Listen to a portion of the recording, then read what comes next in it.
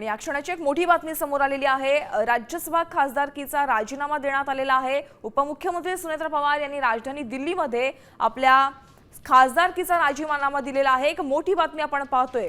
सुनेत्रा पवार यांनी खासदारकीचा राजीनामा दिलेला आहे।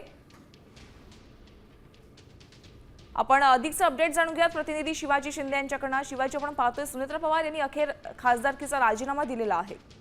यामिनी सुनेत्रा पवार या आज उपराष्ट्रपती CP राधाकृष्णन यांच्या भेटी त्यांच्या निवासस्थानी दाखल झाल्या होत्या।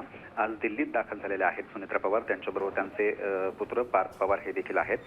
बारामती निवडणूक जिंकल्यानंतर राज्यसभेची खासदारकीचा राजीनामा देण्यासाठीच त्या पोहोचल्या होत्या आणि जी आता आपल्याला माहिती मिळते, सुनेत्रा पवार यांनी खासदारकीचा राजीनामा सुपूर्द केला असल्याची माहिती आपल्याला मिळते आहे। आपल्याला माहिती आहे की बारामती पोटनिवडणूक झालेली आहे, तोपर्यंत सुनेत्रा पवार यांनी राजीनामा राज्यसभेचा दिलेला नव्हता। आता राष्ट्रवादीतून सुनेत्रा पवार यांनी राज्यसभेच्या खासदारकीचा राजीनामा दिल्यानंतर या पदासाठी कुणाला उमेदवारी मिळणार ही मात्र उत्सुकता आहे। तुर्तास जी माहिती मिळते की सुनेत्रा पवार यांनी राज्यसभेच्या खासदारकीचा हा राजीनामा दिलेला आहे।